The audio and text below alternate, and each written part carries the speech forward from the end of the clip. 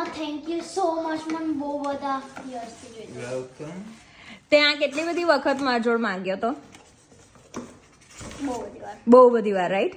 પણ આપણે લાયા નહોતા કેમ કે એ વખતે જરૂરી નહોતું. પછી ને આપણે શું એ કરતા હતા કે ભગવાન આપણને જે વસ્તુ જ્યારે જરૂર હોય ત્યારે આપે.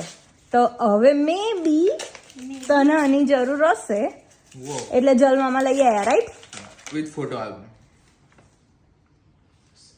તો બેટા આ આખા ઇન્સિડન્ટ પરથી તને શું શીખવા મળ્યું? કેમ કે જ્યારે મેં તને એવું કીધું હતું કે આ આપણે હમણાં નથી લેવું ત્યારે તું થોડી સેડ થઈ ગઈ હતી, રાઈટ? અને હવે તને મળી ગયું. So what did you learn? કે જો તમને કશું ના મળે તો એની રીઝન હોય એની પાછળ કે તમને કેમ ના મળ્યું.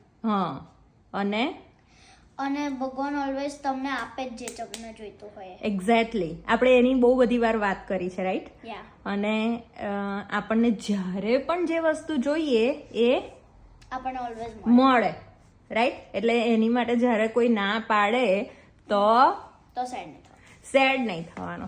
આ ફ્યુચરમાં બી યાદ રાખો. થાય હે? થોડું દુઃખ તો થાય. દુઃખ તો થાય. થાય ને હવે. એટલે તું કશું માંગે ને હું ના લઈ આપું તને દુઃખ થાય. હા, ઓફકોર્સ. પણ પછી જ્યારે તને ફરી પછી તને થોડા ટાઈમ પછી મળે તો તને શું થાય? Feel so good. So good, right? I feel like હે આ સેમ વસ્તુ મેં માંગી હતી ને. હે જો અત્યારે તો બેટા તું નાની છું ને તો તું જે કહું તો પછી મમ્મા ને ડેડી તને લઈ આપે. પણ ફ્યુચરમાં લાઈક તું મોટી થવું પછી ઇટ ઇઝ લાઈક કોઈક વખત એવું બની શકે કે તારે કશું જોઈતું હોય પણ એ વસ્તુ એ ના બી મળે, કે તો એ વખતે તારે લર્ન કરવું પડે કે કેવી રીતે સિચ્યુએશનને હેન્ડલ કરવાની. દર વખતે સેડ થઈ જવું, રડ્યા કરું, એ ચાલે? ના ચાલે. એટલે કોઈ પણ વસ્તુ એ વખતે ના મળે તો એનું દુઃખ કરવાનું. It will come to you if it is meant to be for you. અને જો તને એકદમ જરૂરની વસ્તુ હોય તો એ તો હું કોઈ દિવસ ના પાડું, right? Of course, like a pencil. Like a pencil. પણ આવી વસ્તુ કઈ હોય તો you have to be patience. You have to learn how to be patience. તને વસ્તુ મળે પણ એના ટાઈમે. But I'm so happy.